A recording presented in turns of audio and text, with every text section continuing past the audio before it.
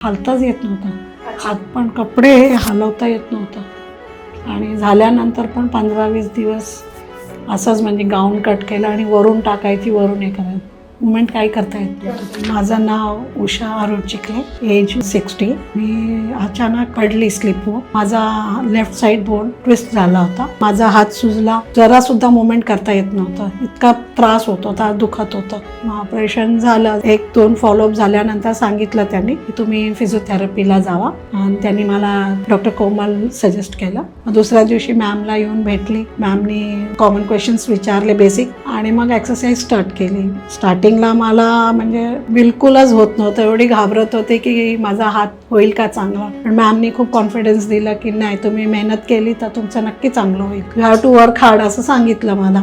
असं थोडं करून करून मला 2-2.5 महिने झाले. आता मी ओके आहे. माझं बेसिक रेग्युलर सगळं काम मी स्वतः करते. डॉक्टर कोमलचा जो स्वभाव आणि नेचर आहे, व्हेरी सॉफ्ट अँड पीसफुली काम.